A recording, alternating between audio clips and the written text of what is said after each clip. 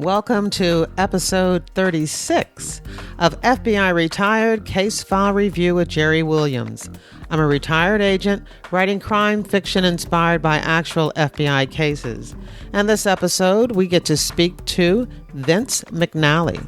Now, Vince was with the FBI for 31 years. He was first hired as a clerical employee and 2 years later received an appointment to the special agent position. During his agent career, he conducted and led investigations in general criminal violations, espionage, terrorism, white-collar crime, organized crime, and drug violations. He later became an instructor in crisis hostage negotiations and a program manager for the FBI's critical incident stress management teams at the FBI Academy in Quantico, Virginia. In this episode, Vince tells us all about a hostage negotiation case involving a workplace violence situation in Honolulu, Hawaii. Vince retired from the FBI after serving as unit chief of the Employee Assistance Unit at FBI headquarters. Currently, Vince serves on the board of scientific and professional advisors of the American Academy of Experts in Traumatic Stress with the National Center of Crisis Management. He is a compassion fatigue specialist, board certified in acute traumatic stress management, and board certified in emergency crisis response. He is also a certified employee assistance professional. After we talk about the Honolulu hostage case, Vince and I have an open and honest conversation about the stress and trauma experienced by law enforcement personnel and how that affects their home life and their work. The most important part of our conversation involves the increased rate of suicide among law enforcement personnel. Vince talks all around the country about these issues. He can be reached via his LinkedIn profile, where he often posts articles on critical incidents, trauma, and stress. Before we get to that interview, I want to say hello to my new friend in Sweden, and I'm sorry if I mispronounce your name, but Midi Vakel, who is a security officer working in Sweden. Hi, Midi. Thank you for listening. I have had several suggestions from listeners about possibly doing a weekly newsletter where I send out the link to the show notes for each episode. I think that may be taking on more than I am able to do right now, but I think what I will do is do a monthly email, which will have direct links to all of the episodes that I had conducted the month before.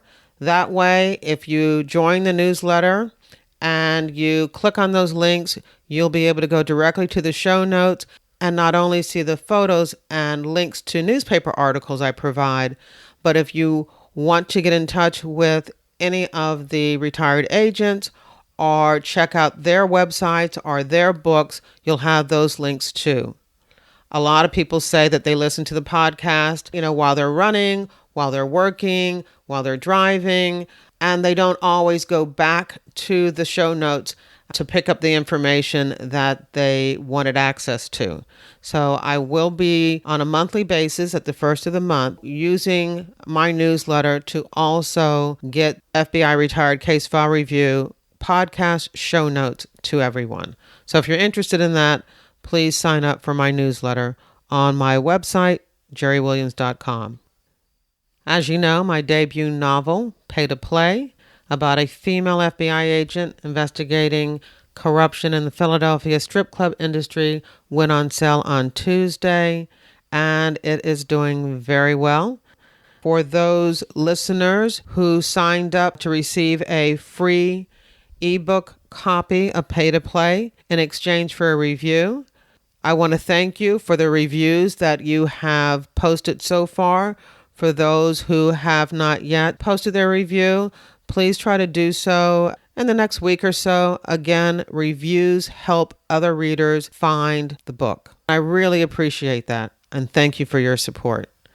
Last thing, I am recording this the night before my fabulous book launch party at Sugar House Casino Event Center in Philadelphia. I'll let you know how the party turned out next week. Now here's the show. Hi, everyone. I am really excited to introduce my guest, Vince McNally. Hi, Vince. Hi, Jerry. How are you today? I'm doing great. Now, I have talked to agents on this podcast, retired agents, on a variety of different matters, but we've really never talked to anyone about hostage negotiation and the type of support that law enforcement officers like FBI agents need behind the scenes, the employees assistance program kind of thing. So I'm really excited to do that today because you are the man, or were at least before you retired, the man at the FBI who really knew those programs. Well, I had the opportunity and I really enjoy doing it. Okay, but before we get into that, because we're going to first start off with a case, a hostage negotiation case that kind of takes us through what hostage negotiators do. But before we even get into that, I'd like to learn a little bit more about you. So if you could tell me when you joined the FBI and why you wanted to be a special agent. Well, that's pretty easy because I started out, I think it was my uncle. He was a New York City detective, and he was assigned to JFK Airport. And as I grew up, that was before the Port Authority police came on board. But he would tell me all these war stories, and I just kept listening to him. And then I think I was around a junior in high school, and I turned to him one day and I said, listen, I'd like to do what you're doing. Where should I go, or what agency should I work for, or who should I work for? Should I work for the NYPD? He said, no, FBI. So from that moment on, I pretty much made up my mind and went to college, Wheeling College, which is now Wheeling Jesuit University. They had no criminal justice program there, so majored in sociology. And then my senior year, I was basically almost drafted out of college. They lost my deferment for some reason, but I had joined Naval Reserve so quickly, and then went to Vietnam when they said nobody who was in the Naval Reserve would go to Vietnam. So that was fine. Went to Da Nang, Cam Bay, worked as a naval investigator, came back to the after a year, and came back to Brooklyn, New York, to the Brooklyn Navy Yard. And when I was there getting transitioned to another outfit, and as I'm there, the chief petty officer came in and said, hey, anyone would like to get out? Now's the time. I looked at him and I said, okay. That was the naval career. I had 1 year and 3 months active duty. Wow. But you did have time, your MOS, I guess it's still called in the Navy, was a naval investigator. Yes, but that was kind of interesting. Because I was in such a short time, I was only at E3, but I was able to get that position and then went to Cam Bay and became a legal assistant where I did all the pretrial work, actually made all the recommendations instead of a court-martial. So, I got into the legal work on the side, as they say. But, wow, that's pretty cool. So I'm sure when they're looking at your application for the FBI, they're going to be looking at that experience that you already had. Well, that was good, but not good enough. You had to be an officer, and I was not an officer. So I joined as a mail clerk on the night shift in New York City. So that was I did about 1 year then before I could become an agent. That was the rule then. And then I finished 1 year, and they said, no, it's 2 years. So I did, all right, I'll do 2 years. And as I'm getting ready, as the 2 years was approaching, I was able to take the test. And then they changed it to 3 years, but luckily I got in. I had already taken the test. So I entered the academy in April of 1973. And when you're talking the 3 years, just for the listeners, you're talking about 3 years of full-time work experience. At the time was one of the requirements. That is correct. That we could come in under that program. And I think you can still do that now, but it's managerial. I think they're looking for more of a managerial work experience I believe to make so. to make you competitive. So it was an interesting career, and I thought it was great because I learned everything about the FBI, how it worked, how it operated, especially on the night shift. You had all the calls. You got to get understanding of how the cases work. And I remember doing record checks. At that time, it was a file cabinet. You went through little index cards to check. I remember them. Yeah. I didn't want to say that, but that's where we were. So that was a fun thing. And anyway, I entered the agents class in April of '73. And so did you spend most of your agent career, where'd you spend most of that? I started out in Atlanta on the reactive squad doing deserters, which was interesting. And I did 1 year there. And the SAC said, everyone can stay because the Bureau has no money for transfers. So I think there were 5 of us new agents. We all went out and bought houses, and subsequently we were all transferred to New York. So another good thing. But I'm from New York, so it's okay. I grew up in Long Island, so that's not a bad deal for me. So I get to New York, work FCI, and then which is foreign counterintelligence, chasing spies, surveillance, basically. And I had the goal to go to JFK Airport. I had a little goal in my life to run the airport as a agent in charge of JFK Airport. So I had that in the back of my mind.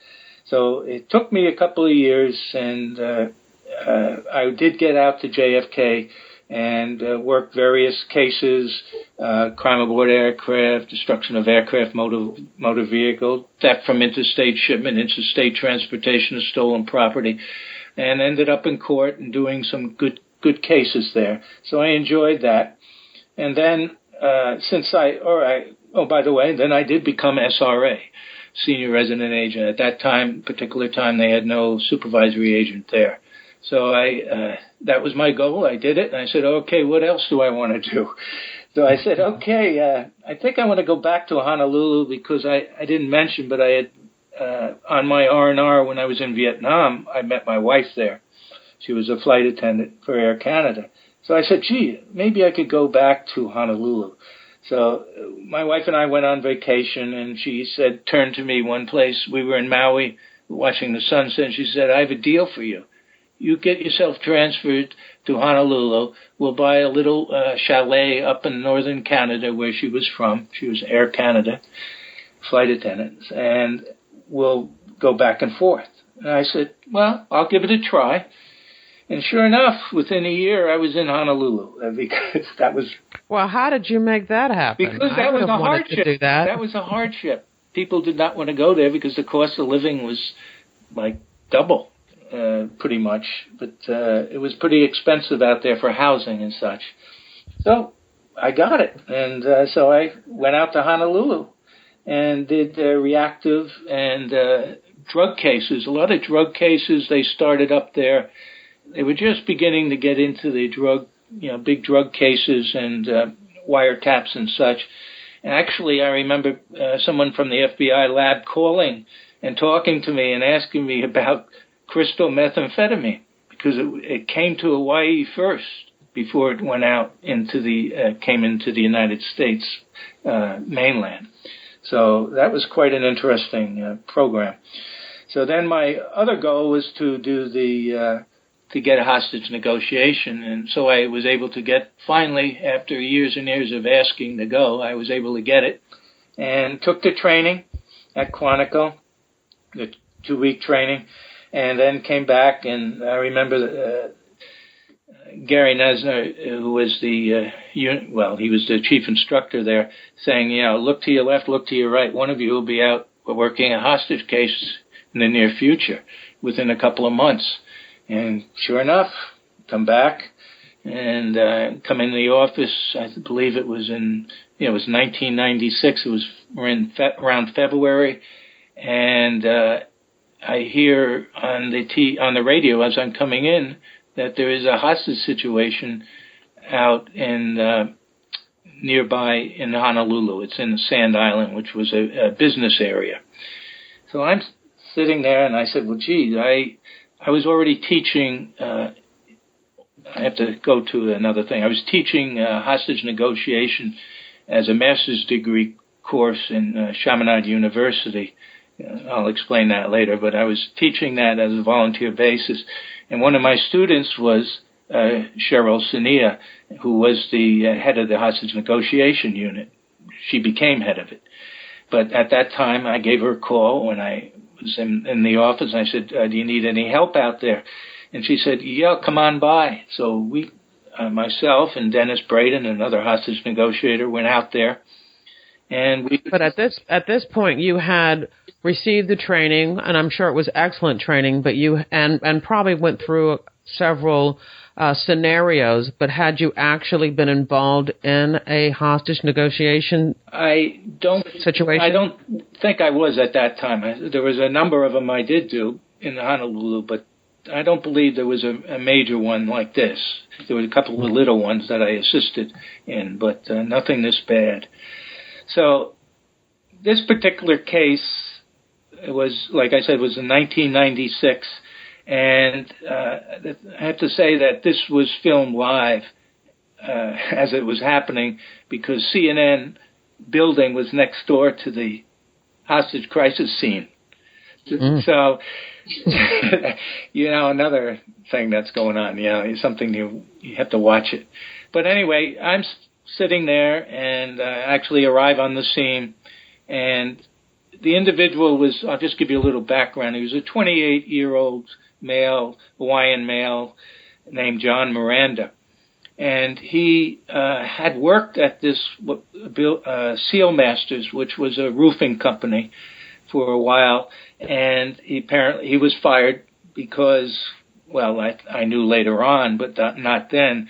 He was using drugs, crystal meth, and not showing up for work. That was basically why he was fired. But to him, he didn't believe that, and he was upset that he had no money or job, so he came back. This wasn't so much an active shooter as a workplace violence because he had a specific target, and that was the management, which he went into their office around 7 a.m. and shot the boss, who was Guy George. That was his name, a 59-year-old male who was in charge of he was his supervisor and vice president of the company. So he shot Guy George once in the leg, lifted him up to the window. At that time, the Honolulu police SWAT team was on scene, and basically wouldn't come out and was enraged with everyone because he was fired, and basically he indicated he wasn't going to give up. So this lasted a while. He was on the radio station talking to this Perry and Price was a major news and commentary station. He was on live with them, but he was rambling on, not making too much sense. And sometime he was able, I don't know how this was, but he received some cash. He just threw the money in the air. And as far as hostage negotiation, we did not get too much of any type of conversation with this individual. Miranda is his name. So this went on for a couple of hours, and he was obviously the local news was there, and everyone was being filmed live. And during after he shot him, he paraded another 3 individuals around outside the building on a staircase, and while he was turned away, three of the individuals were able to escape back into the building and lock him out. So now he was stuck outside, but he did have one individual there. His name was Tom McNeil. He taped his shotgun to this guy's neck, McNeil's head, and he taped his hand to the trigger of the shotgun. Oh, my. So he's walking. So was this done before he went outside? While he was outside, after the 3 I think it was 3 women, ran back into the room when he was turned around, back into the building and locked the door. So left him out on the staircase with McNeil. And I guess there was tape laying around, or he had taken it out with him? I guess he did, because he had it. Maybe he had it in his back pocket. I didn't catch that part. But he basically started walking him around. And as he's walking him around, he's walking him down, and we're trying to communicate as hostage negotiators with him, and he is just refusing to cooperate or talk to us. After a couple of hours, this thing is going on for 3 or 4 hours. He's walked McNeil. Miranda took McNeil with the shotgun and started walking him towards the street, actually walking him to the police officers. Then he ordered McNeil to count down from 100. And McNeil is thinking but at this point, I had already called in to Gary Nesner in the hostage negotiation unit, and I said, hey, by the way, are there any suggestions you have? Because he could see the thing live on the news. And he told me, he said, basically, by the end of the day, both of them will be dead. And I go, oh, okay, let me get back and see what we can do. And what was he basing that on? He just thought that there was no control, there was no way for you to get control in order to talk him out of it? Possibly. We had no real conversation, no substantive conversation with Miranda. And he was basically appeared to be on crystal meth, because he was just not making any sense in his conversations with the radio station or his non-conversation with other people. He was just not, he's not normal, period. So here he is, he's walking around, he's counting down, he's having McNeil count down. At this time, if you picture the SWAT team has surrounded him and McNeil, and McNeil fears that, this is what we learned, he starts getting loose. This tape it's pretty warm out there, and the tape is getting a little loose. So he's kind of moving his neck around, trying to get out of it, if the video shows that. And then as we get down to 10 seconds, McNeil felt that he needed to get out of here. So what he did is he quickly turned around, grabbed the barrel of the shotgun, pointed it in the air, snapped it. Obviously, the tape snapped off. Shotgun went off, and the police shot Miranda. And he was shot in the chest, and McNeil broke free, and Miranda was taken to the hospital where he subsequently died. As far as McNeil, he was not injured at all. Besides being roughed up, he was not shot. And I think it was the next day or the day after he got married, so he was fine. Was that a planned marriage, or they thought he just did it? Okay. I don't think it was planned. So George, the one who was the manager, he survived his gunshot wound to the leg. There's something we found out later, that Miranda's girlfriend, he basically, she was reported missing for about 3 or 4 days prior. Subsequently, she was found buried in a cardboard box, and had been, the information the Honolulu Police Department gave us was that she was murdered by Miranda. So these things, he was not giving up. We call this basically when he's walking down in front of us as a suicide by cop. Okay. So he was not going to cooperate with us or anyone else. He wanted the police to shoot him, and he really didn't want any money. He didn't want anything. He just wanted revenge against the company officials and the company. So that's. Now, as a hostage negotiator with this training, that must have been extremely frustrating for you that you weren't able to get into a dialogue We with tried. I remember all of us tried to come up. That's why I called the head Quantico with Gary Nesner, trying to figure out, is there another way? And sometimes there isn't. And you just got to do the best you can. And we kept trying and trying with the bullhorn. We tried to talk to him. He just did not want to talk to the police. He had shot, we did not know he had killed his girlfriend and buried her. So we weren't aware of that at that time. So he wasn't going to come in. He was just going to let us shoot him for him. It was suicide by cop. So that. Now, if this had been and I guess I don't know how you can describe a hostage situation as normal, but if this had been a run-of-the-mill or hostage situation, what are some of the first steps you would have tried to do? Well, we would have tried to find out what was important to him. Obviously, he was insulted because he was fired from his job, and he accused the company officials of racism and firing him solely because he was Hawaiian and Puerto Rican. So we would kind of talk to him about his, what he wanted. Did he want his job back? What was the problem? No one has been hurt or injured. What's going on?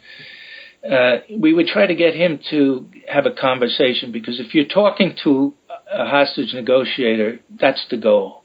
And if you're doing that, you're preventing him from shooting somebody.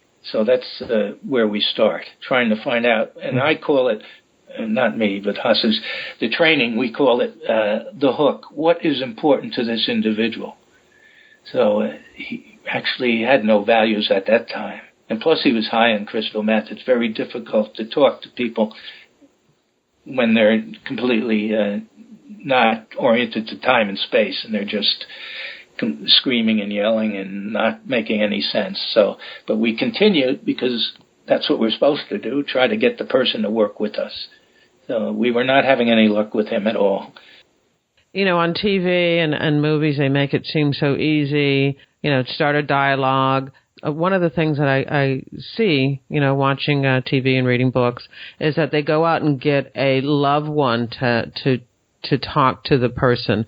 Is that something that actually would occur in a real life situation? Yes, I can give an example. Also in Hawaii, I was called in the evening, late evening, and again, the Honolulu police had somebody who had barricaded himself in the house, and he wasn't coming out. And so by the time I arrived to the scene, I talked to the hostage negotiators. I said, well, what have we done so far?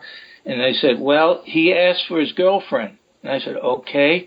And what did you do? Well, we're on our way. We sent a car out, and we're going to pick her up and bring her here. I said, okay. Can you ask him to come out now? And he said, but the girl isn't here. But give him a chance. Maybe he'll come out. So they, in turn, got him on the phone and said, why don't you come out now and we'll wait for the girlfriend. He came right out. I got my car and went home. So, wow. So sometimes things work out very well. Yeah, I like that. I like that a lot. Nobody was hurt. Nobody was harmed. But there are other times I've used hostage negotiation when there the theories and the principles of it. And there was one particular case when I was doing surveillance, when the SAC said, would you please come over to our to this location on the Pearl Harbor Naval Housing. And I went over, and what it was an individual baby or a young child had walked off and not been seen.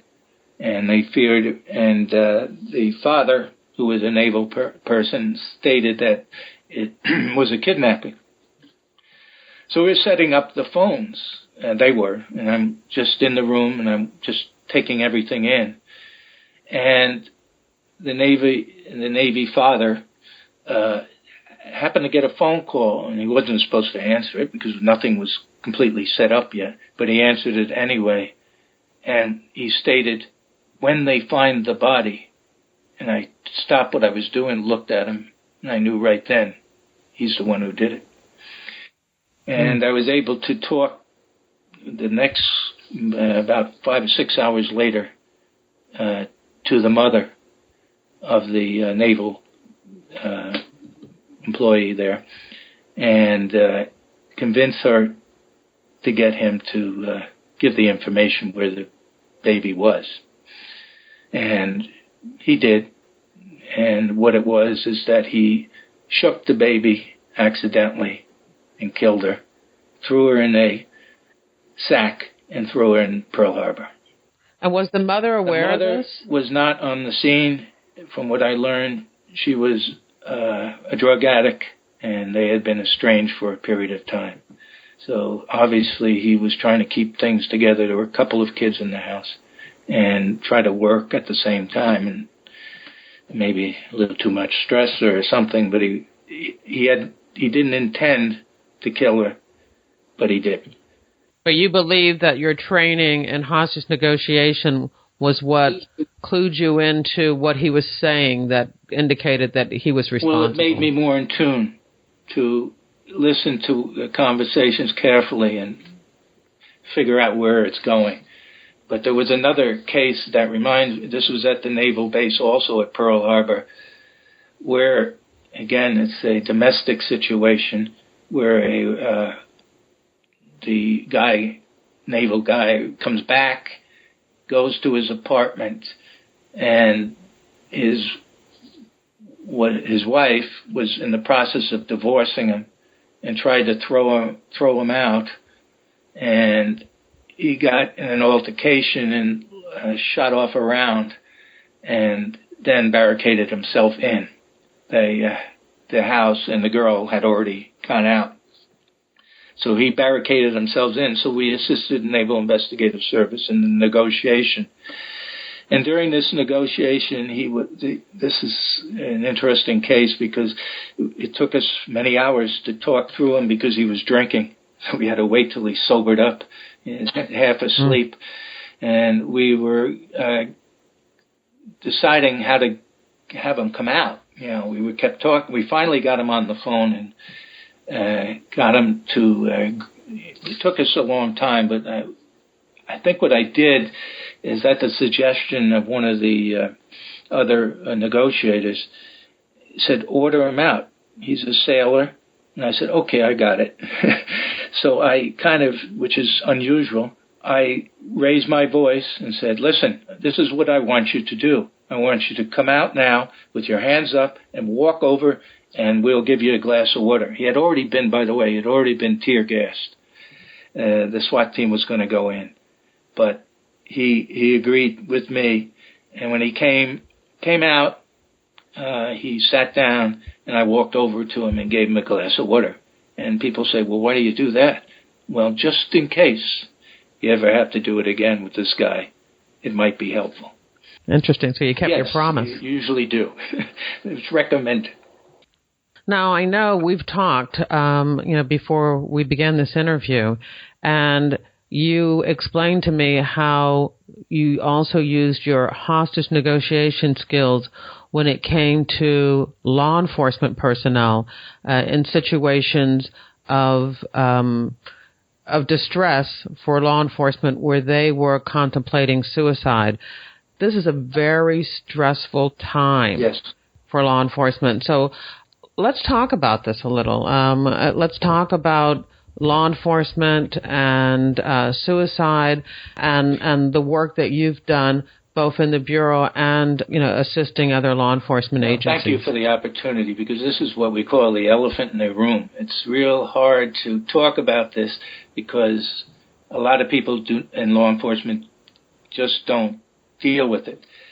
Well, let me say this too, because I want to be honest. When we first started talking, I was uncomfortable. I'm thinking this is a positive podcast about the Bureau, and I was even uncomfortable. I felt like,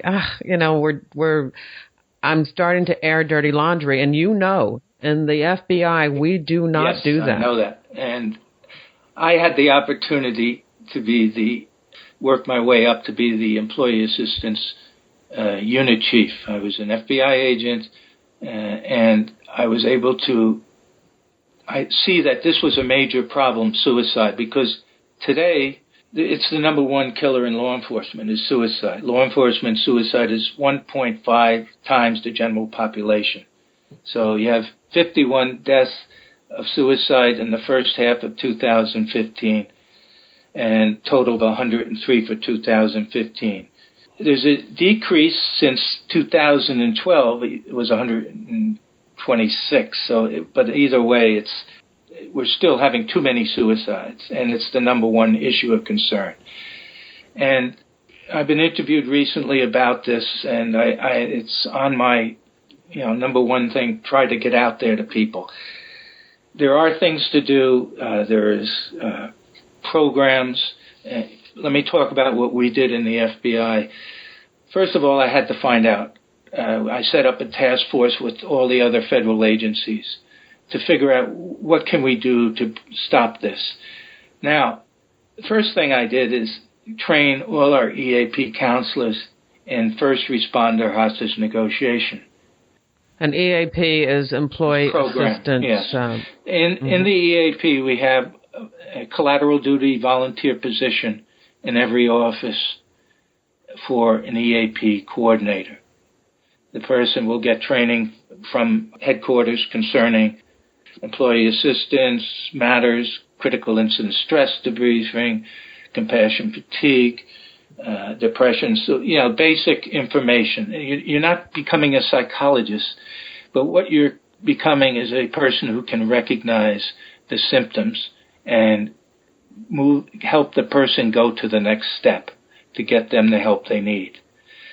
So for me, I saw this depression, the suicide, the alcoholism. I did interventions. I saw these issues, but the suicide was still, even then, a very bad problem. So I felt, I needed to do something. So I started out a program and basically said, okay, in order to do this program, I set up a 10-point program. These 10 points that you're talking about, is it possible for you to give us a link and I can put it on my website so that anybody interested in reading all of the 10 points will be able to access that? Yes, I will. I'll be able to do that. And I have a article. It was in the National Center for Emotional Wellness, and I'll pull out that link for you and send it to you. Great. Thank you. The first thing you have to do is have the director support this initiative. And we sent a letter out to every employee, a letter to their home. Who was the director at the time? And he was 100% supportive of the EAP. That's how come I was able to do this. The second thing is to train all the EAP coordinators in hostage negotiation and acute traumatic stress management and be proactive in response. What do I mean by that? Well, that means like if there's somebody, if you get a phone call or somebody comes up to you and you're the EAP coordinator in the office and somebody says, well, this person hasn't been showing up for work for maybe a week and we don't know, she's not answering her phone anymore. What do you do as an EAP coordinator? You go to the house and find the person. And then somebody will say, well, don't you need a search warrant? No, you don't. This is common sense. You got to go find the person and do a check on the person to make sure they're all right. That you don't need a search warrant for that. So we did. So we were able to get our EAPs trained. And a good point of this training was that for 2 or 3 years, and I had left the program then, after this training was done for our EAP coordinators, there was no suicides in the FBI. And had there been before? That was my next point. There was averaging 2 a year that we knew of. We give priority training to all squads on PTSD, post-traumatic stress, depression, suicidal clues, and the confidentiality of the EAP program. Why is the Employee Assistance Program important? because it's two reasons. It's confidential, and it's short-term counseling and referral. Now, people say, well, if somebody came in and told you they have depression, don't you have to tell their supervisor? The answer is no. You are not obligated to do that. If the person is suicidal, actively suicidal, yes, that's a threat to himself or others. But there's a line there. So after we do training for everyone, we need to go also and do debriefings, critical incident stress debriefings for high stress teams. What do we mean by that? That would be like the undercover teams, the ones who go out, the evidence response teams, sexual exploitation of children, those groups who sit there and listen to the tapes. We do automatic debriefings every couple of months, depending upon how much trauma that they're witnessing or listening to. And then also we train the recruits on the same subject matters. And then we have a protocol. I mean, this is what police departments need to have, an EAP, suicide response protocol. When I had to make my first notification of an agent committing suicide, I was given, I went with the chaplain, our FBI chaplain. It was in Honolulu, and I'm driving out, and I turned, I'd been through all the training and everything, and I turned to the chaplain and I said, how do you do this? I said, we're going to go to the parents' house, and the agent had killed himself. I'm not going to go into the details. And how do you tell the parents? He said, there are 3 rules. And I said, well, what are they? Please tell me. He said, 1, you get the person seated, tell them the truth, and expect them to lash out at you. I said, okay, I got it. And that's exactly what happened. When I went in and told the mother, got her seated, told her that her son committed suicide, and she kind of came up to me and, pounded me, and I understood. So those are the 3 things I learned, and then helped them with that, dealing with it, and we help all our employees, no matter what the cause of death. So this is one of the things I learned a lot doing this, having seen a couple of people actively suicidal. It's really takes a toll on yourself dealing with it, and at the same time trying to get them in to get the right help that they need through a psychologist. Let's say I find somebody who is actively suicidal, and I tell this story. Basically, I would get them into treatment. They would sign an agreement with me that they would go into counseling, continue counseling, and that I had permission to talk to their counselor to make sure that they were going and getting the treatment they needed. This is fine. This works out. And if the person comes back after being actively suicidal, they can go back to work in the FBI if they go through a fit for duty evaluation. These are some of the things that we did in the proactive development of the suicide prevention program. We also had post-critical incident seminars. This is something that is, I hope, still going on in the Bureau. And these are about a 4-day off-site seminar for 15 to 25 employees and family member or spouse or significant other. And it's not just suicide, but it's any critical incident they've been involved in and the person is stuck. And what do you do? We found that they discussed in a confidential manner. Everything is under the auspices of a psychologist, so everything is confidential. Discuss what's going on, what their story is, and by the end of the 2 days listening to the stories, I'm wiped out listening to their stories. So this would be a situation, maybe there was and this happens all the time, agents are involved in a shootout. Yeah. So it can be any type of critical incident. And by the way, what's a critical incident for you may not be one for me, and vice versa. But you bring in family members along exactly. too. so that they can have an understanding. You're almost giving the family members, it sounds like, their own training so that they are able to deal with, the employee, the FBI employee, in case something happens. Because what happens is after the 2 days of self-disclosure, we now train them. We give them training on peer support. What is critical incidents? What are they? What is trauma? What is stress? How it affects you? And we have our mental health people do that. And then as we're doing that, we, at the end, we ask them, anyone want to help? They all do. They all become peer supporters in the offices when they go back. The key is at the end. At the end, we sum everything up, and then we bring the director in. And he says it all. So that's how it works. The director comes, when they see that the director is firmly interested in their well-being, that makes the difference. And you hope that this program is still continuing today? I'm not sure. I know it's being done by people that were in the group that I was in. At that time, my peers are still doing their own outside after they retired. So that's good to know.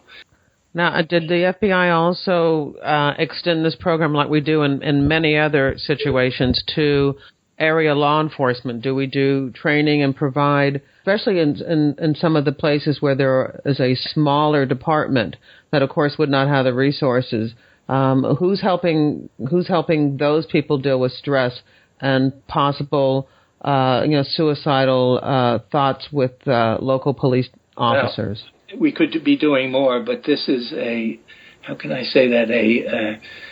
employee assistance or helping in the area of stress is not something that can be measured in a monetary value for the chief of police to go before the board and say, I need more money for this. So it becomes a difficult task, but there are ways to do it. And for instance, in Tampa, Florida, they have a critical incident debriefing team comprised of all the local police department, sheriff department, and they all contribute people and get the training, and they all work together for any type of problem, any critical incident they are involved in. My suggestion is basically the police departments come together in the locale and do the same thing and develop a critical incident debriefing team and peer support team. And they would be the eyes and ears to help our law enforcement, especially in today's times where they're the target of distrust by many, many people. So that's some of the things that I would push out there right now. Wow. Yeah, this is, again, I was reluctant to do this interview, but I'm so glad that we went ahead and discussed it. One of the things that I got from this is how proud I am that the FBI, created these programs of support, emotional support for agents who are working those high, stressful violations. They're looking out for their employees. And I've heard that from some of the previous people that you've interviewed. So I was happy to hear that they're still doing it. They're helping, especially like Innocent Images, where you bring in a team that comes in every so often and does debriefings of that group, because it's too much garbage in does affect you. I don't care who you are. It will affect you. And I've had my own issues with this that I've seen people, and I remember a particular agent who was involved in a chase and shot there's a gun battle with a fugitive, and the agent, shot off his gun, and they missed the guy. The guy crashed the car, and they grabbed the guy. But as the agent walked up to the vehicle to take a look, well, in the back seat there was a infant in a car seat, and a bullet hole right above the head of the baby.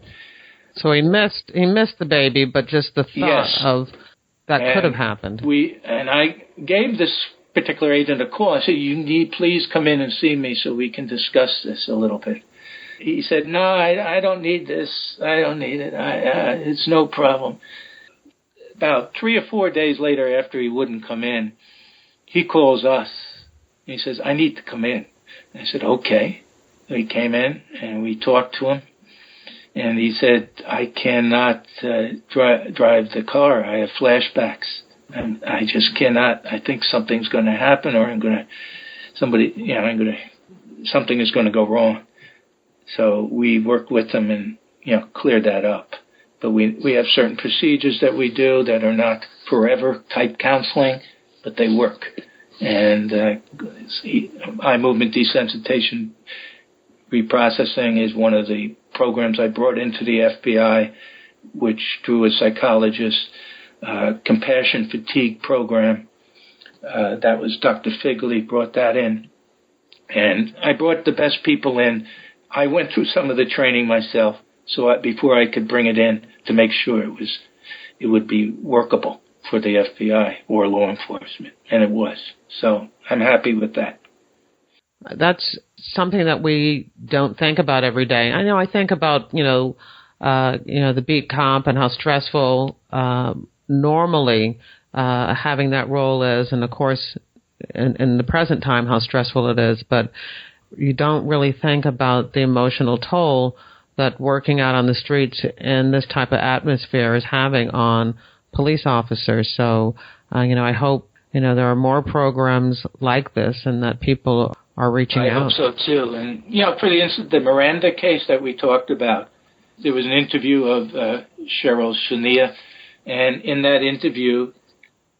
And Cheryl was the hostage negotiator for the... for that situation there, for the Miranda situation. Mm-hmm.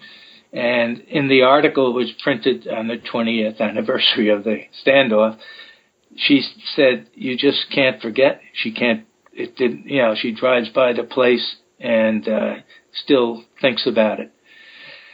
Myself, when he was going to be shot, I knew that. I turned my head and did not look on purpose because I knew it would be ingrained in me forever. So there are things that help me out. So plus we had a debriefing after that. but it was an interesting case. But as you go along in your police work or FBI work, no one is immune to stress, trauma. I'm sorry, there isn't. I don't know any agent who has never had any stresses, trauma. It can also come at home too. It can be you have a death of a child is one of the worst things. So that in itself, sudden death, that is also another critical incident. And like I mentioned before, some people can absorb more than others, but we all carry this invisible knapsack on our back with bricks in it. Each brick represents a critical incident. How many bricks can you put in that knapsack before it knocks you down? We don't know, but we will find out. It will affect you in some manner. It's how you deal with it through debriefing or one-on-one with a psychologist. It can work it out. And we need to make sure that we help the police, especially now in the situation that they're in, with the trauma and the ridicule that they're against them, that not everyone is the bad police officer. You're talking about a few individuals. So the rest of us suffer for the action of a few. But we need to help our officers and FBI personnel in their job as supportive. We need to have programs. They need to be able to know that they can reach out to somebody. And there are programs out there, and they do work. And, there's Badge of Life as one of them. I think the other one was Safe Call, and a couple of different programs out there. But there are issues, there are programs, and we can help people. Excellent. So when did you retire from the FBI? 2002. I thought I was enjoying myself, then I volunteered, and I went over to Iraq and was a lead instructor for hostage negotiation training for senior Iraqi police. So that was an interesting 6 months. And I also did research on post-traumatic stress for the Iraqi police. I did that for 6 months, came home, and then I did something that was fun. And I did about 6 years as a security officer for Holland America Lines. It was a lot of work. You work 7 days a week. Oh, that does sound nice. I traveled all over the world, and my wife could come with me. She's not happy I left that job. She had a free ride, but she had a lot of fun. We had a lot of fun. We traveled the world, literally, hundreds and hundreds of places. But unfortunately, I had to work because it was. I had a couple of situations, hostage negotiation situations. But people say, you have to. People are drunk and you have to fight them all the time. That is incorrect. I never had to fight anybody in the 6 years. Matter of fact, I used all the hostage negotiation skills, taught a course on how to defuse people, had some fun with it. I ran a couple of scenarios on the ship with the local authorities. I made it work for me, too. It was a learning experience, and it was fun. But then I did that for 6 years and traveled the world, then came back. My wife said, well, we got to go back to visit Hawaii where you met me. And I said, okay, let's go back one more time and take a look at it. And I said, how would you like to stay maybe a year? And she looked at me and said, what do you mean? I said, well, maybe I can find a job there. So I did. I became the assistant superintendent for Honolulu Airport in charge of security. So I did that for a year. And then came back, and now I'm in Florida, relaxing, writing a little bit, talking a little bit, and enjoying life. Yes, I have seen some of the posts that you've put on LinkedIn. Again, a lot of them about suicide in law enforcement. You're still talking about this issue and making sure that people are aware of it. And I will continue because we don't have the answer right now. We need to do more training and get the chiefs and chiefs of police on board and get them to work with us and make a better program. And the military has a far worse. They also have a suicidal problem with them. We have a lot of veterans in the Bureau, myself being one of them. And also in law enforcement in general. Do. So it could be they're taking some of those stresses from military service into Those policing. are the bricks that they carry with them to their next job. You got to reduce this stigma and perception and teach people that asking for help is not the issue. It's a sign of strength. And that's the end of the interview. As you heard during the episode, I was hesitant to use this platform to discuss this issue, but I'm very glad that I did so. I think it provides a tremendous amount of insight into the issues that we are experiencing in law enforcement today. In the show notes, I have links to newspaper articles about the Honolulu hostage situation, and I also have a link to Vince's 10-point program, which is also very insightful. So you want to check that out. If you enjoyed this episode, I hope you share it with your friends, family, and colleagues. I make it easy for you. At the bottom of the episode show notes, I have all the social media share buttons. I found this episode fascinating on many levels, especially since I just wrote my book, Pay to Play. As you know, it's about a female FBI agent and how she is affected by working this corruption case. And when Vince mentioned that invisible knapsack full of bricks representing critical incidents in our lives that we all carry around with us, I thought about my main character. We can never predict when that knapsack is going to get too heavy and drag us down. But in my novel, once my character, Carrie Wheeler, recognizes her shortcomings, her weaknesses, she goes to the Employee Assistance Program and she gets the help she needs.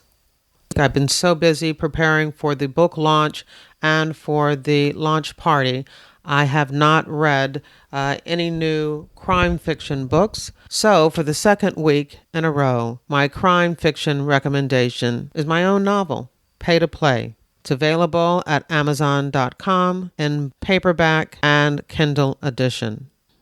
If you are a regular listener and you want to say thank you for the 36 episodes that I provided to date, please consider picking up a copy of Pay to Play.